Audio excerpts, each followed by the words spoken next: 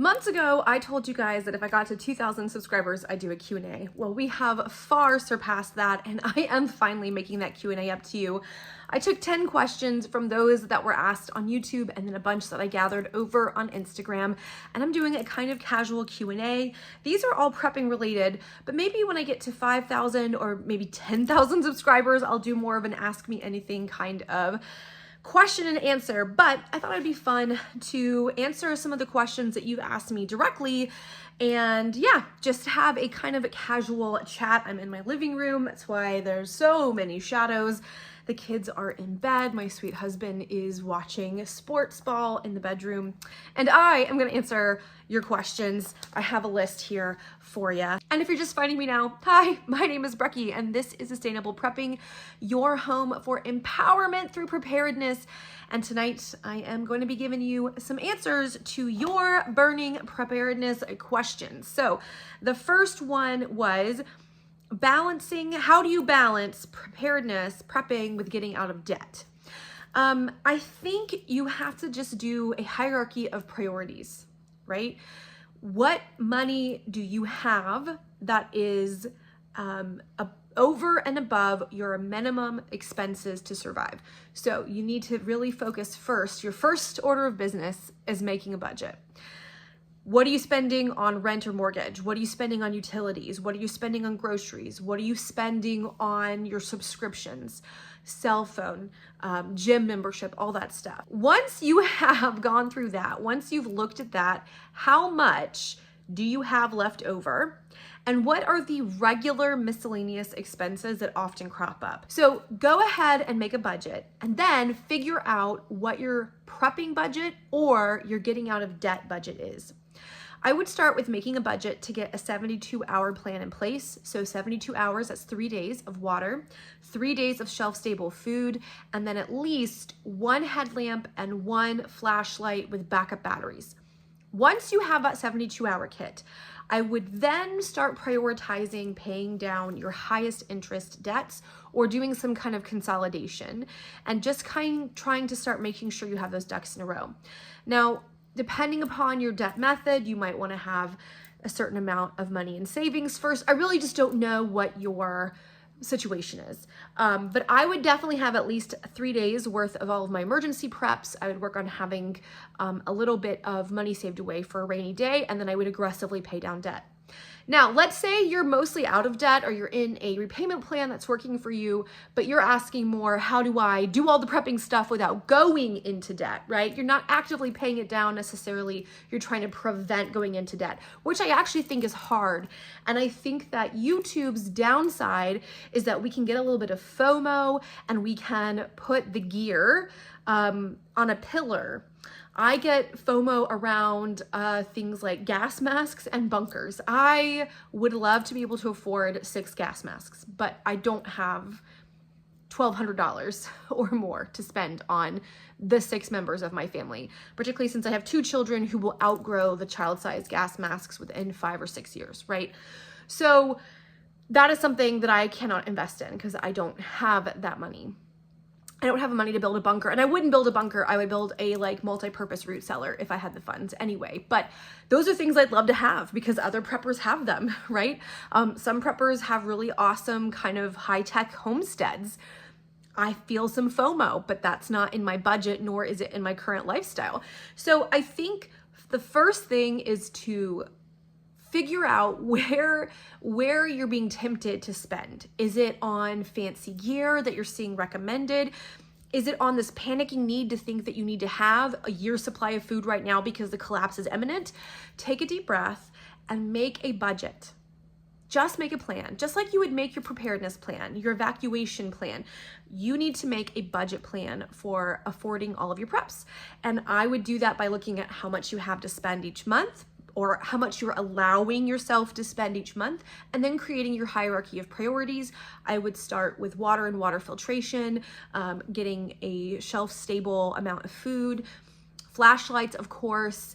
I would look at having a nice first aid kit. You know, I have a layering method video and I'm going to update it soon.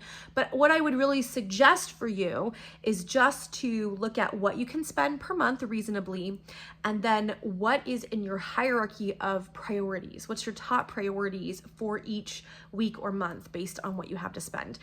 And just recognize that you're not going to climb the whole mountain in a month. It's going to take time. I didn't get 90 days of freeze-dried food in 1 month. In fact, that took me probably 3 years to build out a full 90 days based on a meal plan rotation, because I just couldn't afford to buy 90 days of freeze-dried food for an entire family of 6, right? There are 6 of us. And then I had to cart all that to a different state when we moved. So, you know, and I'm still adding, as you may have seen with one of my most recent videos, I'm still adding to make sure I have more and more gaps filled, right? So it just takes time. Give yourself permission to have time. And listen, maybe the emergency hits and you only have 20% of your plan done. You're still 20% ahead of where you were. So take a deep breath, work on your budget, and then work on your plan. Okay, the second question is, how do we prep across ideological differences? How do we put community at the front of our preparedness? There's a much longer question, but that's kind of the shorter version. Y'all, that is really hard. I mean, we are in a very polarized time and place. I certainly kind of represent one of those poles. I'm on the progressive end. I'm certainly not as far left as some people. And I know that there's a lot of preppers who are pretty far right, but there's plenty of folks that are somewhere in the middle. I always highlight Christian City Prepping because he's the largest of the more moderate channels. I think we start with trying to find common ground and common humanity, and it's hard right now, y'all. It's really hard to watch people that we want to be in community with lose their ability to see the humanity in someone else. And I think about how hard that is for me to watch people accept concentration camps in the United States. Many people who identify as MAGA do not value the humanity of Latinx immigrants. This is a perpetuated system. And I think one of the things that we have to do as folks who are watching this is not lose our own ability to see others as human. It doesn't mean we forgive all mistakes and say, oh, you're just fine, and there's no consequences and there's no lines in the sand for us. But I think we begin with reminding ourselves that we are human and that they are human, people with different ideologies than us. We start there. And then we try to look for common values. If we're all preppers, if it's a prepping community, we all value on some level self-reliance, on some level forward thinking, like planning, on some level organizing, on some level survival. Like, these are all common values. The reason we value them might be different, right? But we do value them. And so maybe start there. Maybe start with this, listen, like, I want to thrive. You want to thrive. I want to be aware of the future. You want to be aware of the future. How can that acknowledgement help us find some common ground as we move forward? It's tough. You try to tap into their humanity. You try to find common ground. You try to maybe problem solve. There's a whole theory of community building around problematizing something. So the problem is emergency preparedness. So we build community around that. The problem might be flood preparedness, tornado response preparedness, wildfire evacuation preparedness, whatever is a disaster that your local community could be facing. Maybe you gather people around solving that problem. And that could be a way that you cross the ideological divide and maybe help remind people that folks with whom you disagree are still people and they have incredible value and they have incredible insight. And that maybe in getting to know people who are ideologically different on both ends, right? Them getting to know you as a more progressive person, you getting to know them as a conservative person, y'all can find that common ground, and maybe that will help the whole of the United States, if you're in the United States, but wherever you are, be a more cohesive, healthy environment. I don't know if that's what you were asking, but I hope that gives you some good places to start. Okay, question 3 was, how did you get into prepping and what were your first steps? Now, I've done a whole video talking about how I got into prepping. I grew up as a kind of prepping adjacent person. I'm not gonna spend a lot of time talking about it, but my dad was like a super Boy Scout and we did living history reenacting and primitive skills, yada, yada. I moved out, did my own thing. and then was living in California and kind of started being aware of how unprepared I was in case the big earthquake hit. So I started kind of researching, well, what would I need to be prepared for the big earthquake? Like what would I need to be okay? I was single, I wasn't married, I had a roommate. He was a little bit of a prepper. He had like a, a 1-week food kit box and things like that. I was getting into that world around the 2016 election. And when Donald Trump won, I just knew that he was the kind of person, his personality is a little bit petty. And I was like, if the big earthquake comes while he's president, he'll withhold funding, even if it's by a few hours, but he'll withhold funding just to punish California for not voting for him. And I'm pretty confident that I am correct there. I think that current events have borne out my assessment. So then I jumped in with both feet. And the very first thing I did was I took all the research I'd kind of casually been doing. I'd been reading a ton of websites. I'd read a ton of prepper websites. I followed a bunch of YouTube preppers, read a bunch of prepping blogs. I read a bunch of Mormon websites. So if you guys don't know, the Church of Latter-day Saints, one of their religious tenets is emergency preparedness. I don't know the ins and outs. I am not Mormon, I'm Presbyterian, but they have a ton of like free info, and different wards or stakes have like their own prepping info. Anyways, they have a ton of free info. I read a bunch of that. I read FEMA and Red Cross and prepper blogs and whatever. And I took all that information and I basically, in like a panic, created a list of like what I would need for a 3-day or maybe a 1-week like survival. And I went out to a restaurant supply store and I gave myself a budget of $100 and I bought beans and rice and water and salt and sugar and flour and all that kind of stuff, and brought it home and was like, oh, we're all gonna die. I was very panicked. I was not in a grounded space. I was not functioning with my most intelligent brain, and I have since learned better coping skills. But that was literally the very first thing I did. I'd done a ton of research casually, and then I jumped in with buying food storage. I ended up less than a year later, I think like 6 months later, 7 months later, I gave all that food away because I moved across country from California to West Virginia, where I eventually met my husband and got married and moved in with my stepkids and then had my twins and all that stuff. But I started with food storage. I started with creating a plan, even though it was not the best because I was in a panic state of mind. But I did start out with making a plan and putting a budget, and then executing on the plan and figuring out what are the steps I needed. That was when I started learning, or I was in the process of learning how to can. I watched Lisa over at Sutton's Days. She taught me how to can through the interwebs. And yeah, that was kind of putting together what I felt I needed. I was like, I need food and I need water and I need flashlights and I need a go bag and I need I need to increase my savings because I'll need, income if something bad happens. And eventually over time, my need to plan helped me create more systems for preparedness. So I wasn't wasting things. I wasn't wasting money or time or energy, that mental and emotional energy. But the very first thing I did was make a plan. It was an incomplete one, but I still made a plan, put a budget, and then I bought it, and all of it was food storage and water storage. That's where I began. Question number 4 was, what is the hardest part of your prepping journey? What has been my hardest part of my prepping journey? That's a great question. I think there's sort of two that come to mind off the top of my head. The first one is just the stress of preparedness.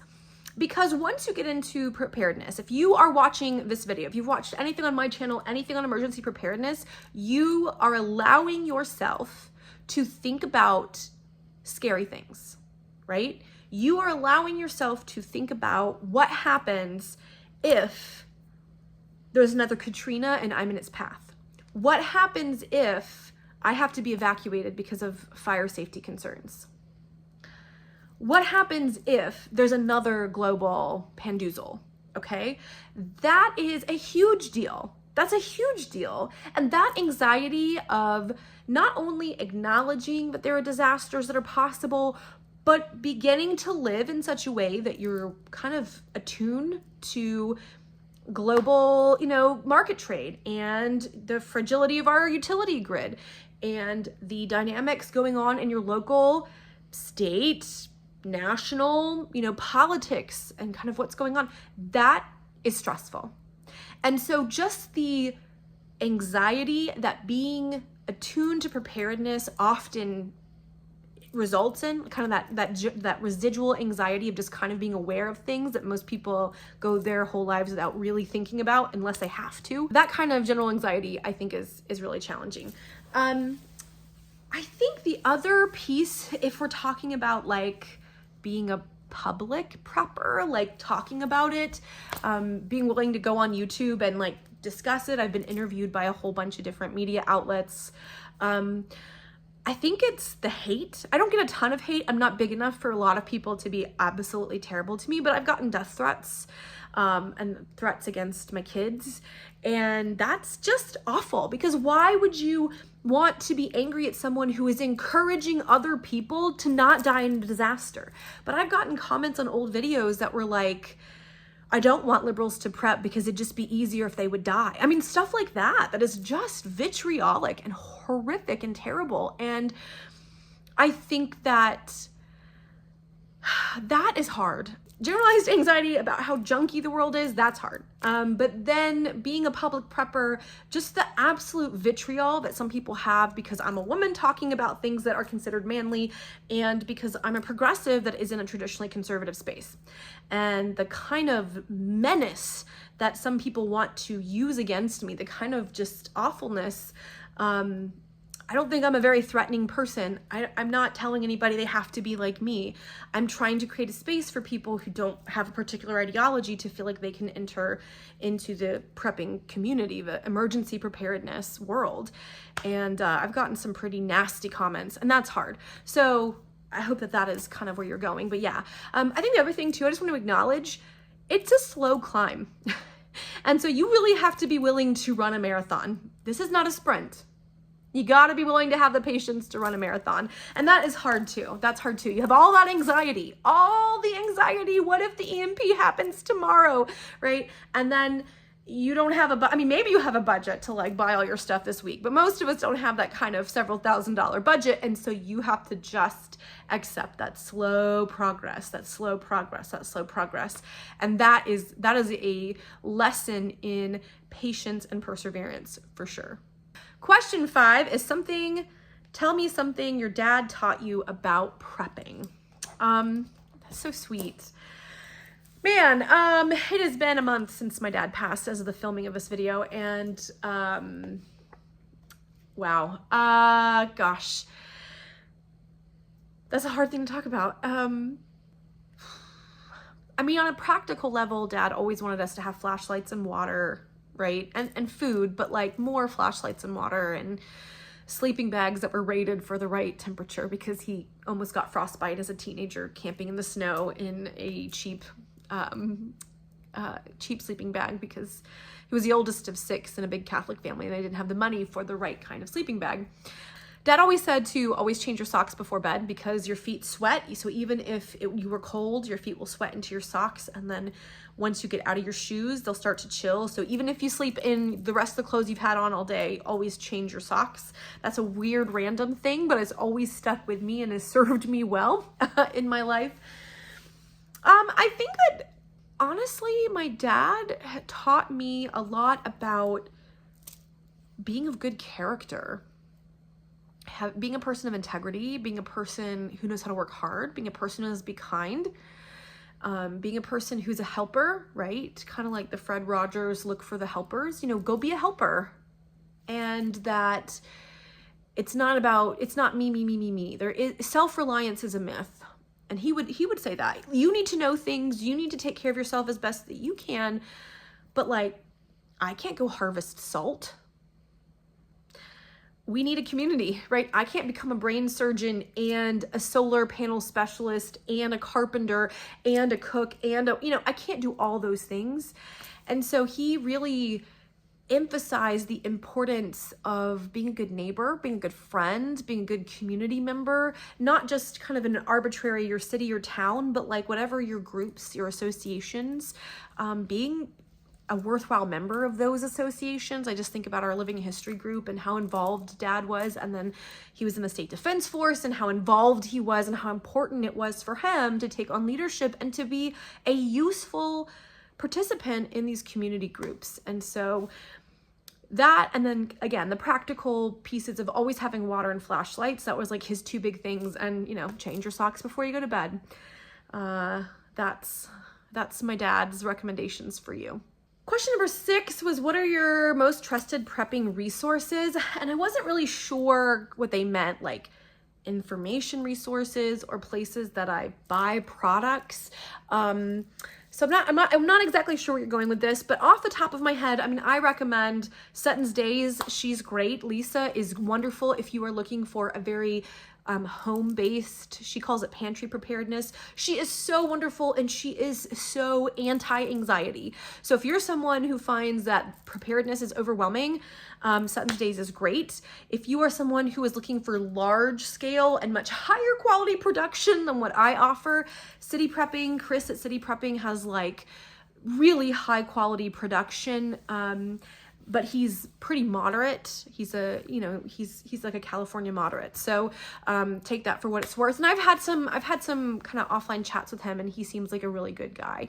And I think he has a lot of integrity and is doing his best to not just be clickbait material. So I think that he's a pretty solid resource. I also really like the reviews that Cliff does over at the Urban Prepper. He has really high quality reviews, and he, like I, took a break recently, but he's come back and is putting out reviews, and he has an excellent color coding system. So if you are someone who really likes a lot of organization, he'd be a great resource. As far as where I'm purchasing stuff, you know, I'll be honest, I relied a lot on Amazon. Amazon took a lot of dollars from me, and I'm trying to get away from that.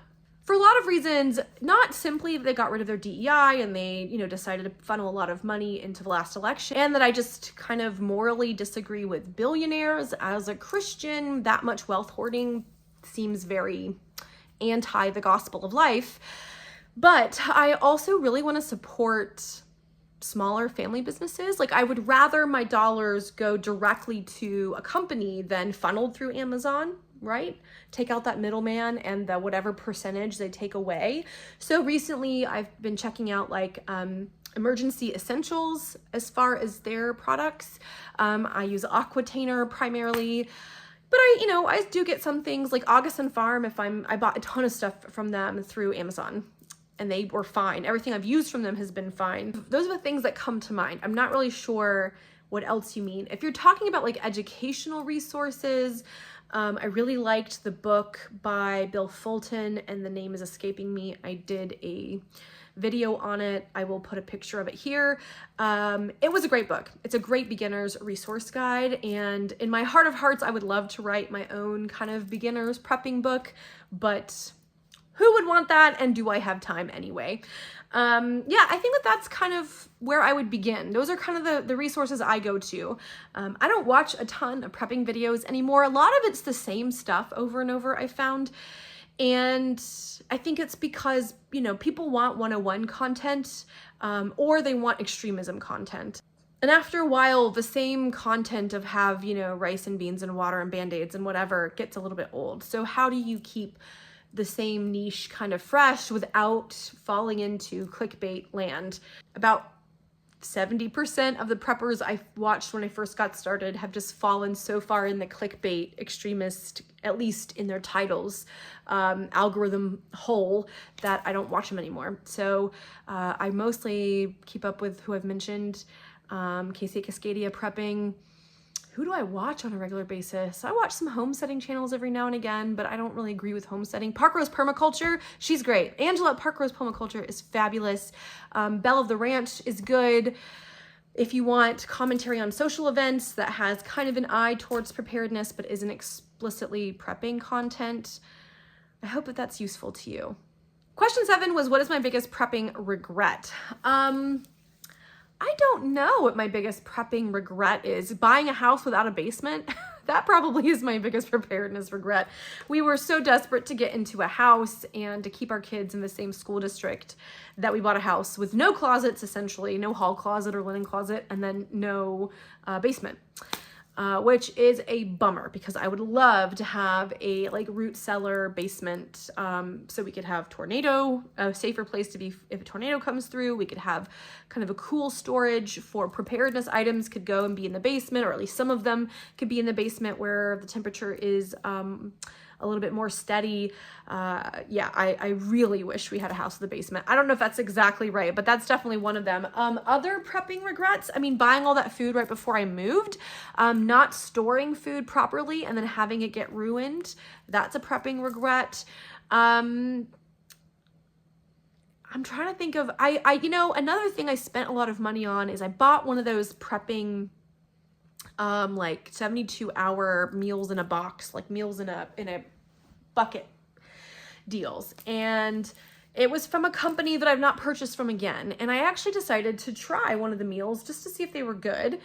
And it was so disgusting. I could not doctor it up enough to make it tolerable to eat. They had chili mac that was so bad. The texture was bad. The flavor was, everything about it was awful, that I threw away all of the other meals except for like the granola because I knew they were going to be terrible. And I could not, I used smoked paprika and I used cayenne and I used garlic powder. I added stuff to try to make that taste edible. And it was so awful. I couldn't eat the chili mac. And that made me start going, why would I buy a number 10? What if I bought a number 10 can of that? That would have been such a waste. And that was when I kind of made the decision, I'm not going to purchase meals unless I've tried them in packages. So I'd be willing to maybe do some Mountain House meals where I get the package, the little Mylar bag, see if I like it, and then I could buy the number 10 can of that meal. That would be something I would do, but I wouldn't not buy a full number 10. The only thing I've done that with, I'll have a caveat, I got cream of potato soup from Augustin Farm. And the reason I did that was because I can doctor that up really easily. It's sort of designed to be kind of the base, and the plan wouldn't be to use it as soup, it would be to use it for casseroles. And that would be an easy thing to kind of mix in and flavor per my own tastes. So that's the only kind of pre-made meal. Everything else I buy is ingredients. Question 8 says, what do your friends and family think of your prepping? That's really interesting because, it's changed a lot. When I first got into prepping, even my dad, who is, prepping adjacent, he kind of was like, slow your roll, girl. You're going down the rabbit hole. Rein it in, right? We don't need you to become a doomsday extremist. And he was concerned, right? Because when you think of prepper, the only touchstone we had was Doomsday Preppers, the TV show. And it freaked my dad out, even though he's very prepping adjacent. He liked the idea, but he was like, ooh, you have a whole box of freeze-dried food? Girl, you've gone off the deep end. So they were a little worried for me at first. My husband thought that it was a little bit weird. And I was like, listen, I'm going to buy this out of my personal spending budget because it makes me feel better and it makes me feel calm and it makes me feel safe. And he was like, if this is something that you can do and you can stick in a reasonable budget, and it makes you feel more calm and more confident, girl, do what you want. And that was his kind of perspective. It was, I don't get it, but I'm going to let you do it. Then the pandemic happened and everybody got it. I mean, everybody got it and nobody was making fun of me anymore. The kids made fun of me at first and they were like, oh, whatever. Why are you buying extra toilet paper? Why are you buying this? And it was all before shutdown because I knew that there was a virus in China in January of 2020.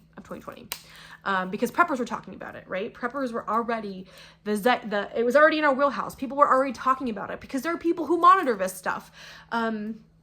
This is where that kind of chronic anxiety comes in, is if you're constantly in prepper world, you're constantly hearing these things.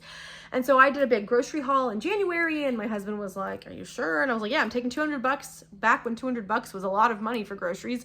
And I'm gonna restock everything. We had brand new babies. I want to make sure we had extra formula. I wanted to make sure we had extra diapers. Then the shutdown happened.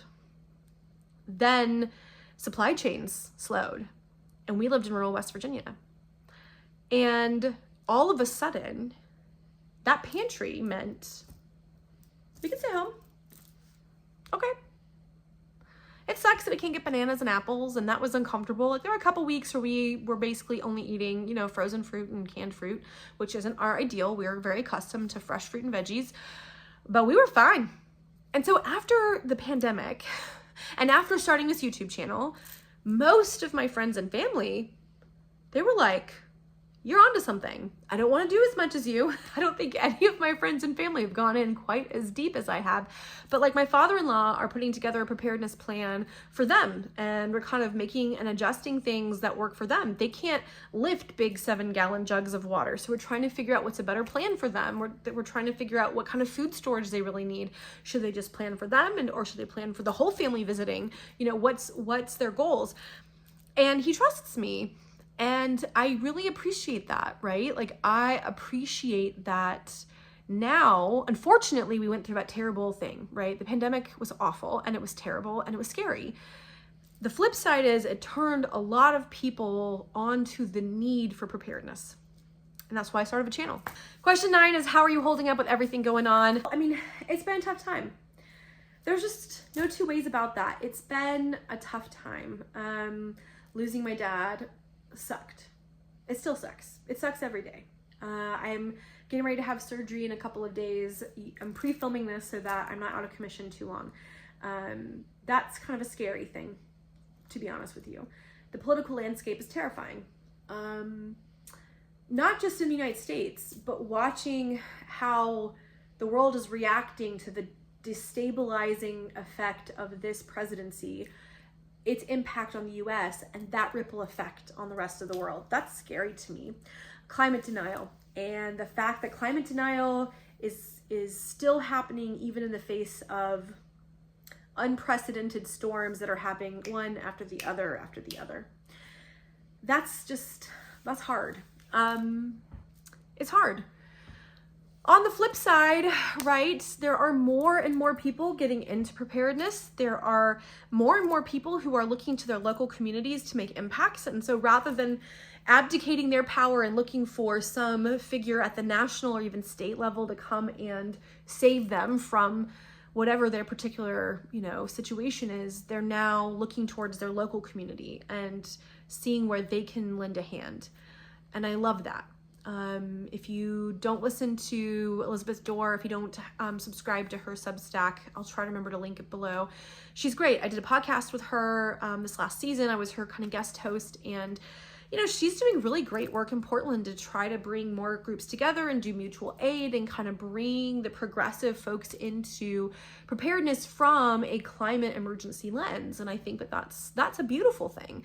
And my hope is that out of all of this turmoil, we'll have more robust local economies, more robust local communities and mutual aid networks and senses of belonging. Consumerism and the kind of capitalism we have in the United States makes you very isolated because you don't matter, right? At work, you're just a cog in the machine.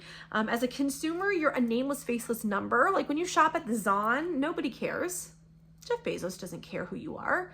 He doesn't care whether or not the products he gives you are good because you don't matter to him. But when you shop with a local retailer, or if you purchase from an indie author, or someone who the sales that you make with them really matter to them, that is a much more important interaction. So my hope is that things are going to get better, even though they're bad right now, and it's going to help us move out of this kind of hyper capitalist nonsense that we're living in into something better. And what that something better is, I'm not sure. I'm not, an economist. I'm not a political scientist, but I'm hopeful that it will be about good, vibrant local communities, good, healthy, interconnected global relationships, right? We're never going to go back to a purely isolationist world. So how do we negotiate all of that well? So how am I holding up? I'm okay. No breakdowns, no panics, no big tears, just trying to keep my kind of head down and plug away at all the things that are going on. And question number 10 was one of the purely fun questions, and that was Chris Evans or Chris Hemsworth. Y'all, I'm going to play an Uno reverse and say I would rather have Christopher Plummer. My bae. my bae. I grew up watching The Sound of Music and I hate Nazis. So what's not to love? He's my favorite Hollywood Chris. All right, y'all, I know that this isn't exactly prepping related. I know it's sort of prepping adjacent, although I did talk a lot about kind of preparedness and what I would recommend, but I thought this would be fun for you to get to know me, especially since there's a lot of new subscribers. And so maybe when I get to 5,000 subscribers or maybe even 10,000 subscribers, I'll do a more Ask Me Anything style that is all aspects of my life, and I'll be a little bit more judicious. But I thought these 10 questions would be a great way for you to get to know me and hear more about prepping. No, I don't ask this nearly enough, but don't forget to like this video and subscribe and share a video from my channel with a friend who's new to prepping. I really do want to bring in new people into preparedness that maybe don't feel like they have a place, or maybe just want to get started and they don't want to be overwhelmed. Send them a video that you think will help them get into the lifestyle of being prepared for emergencies. It doesn't have to be scary. We don't have to live in fear. My hope, honestly, is that you watch my videos and you go out feeling more prepared to tackle your next preparedness project rather than overwhelmed. There's enough overwhelm in the world. All right, y'all, until the next video, happy prepping.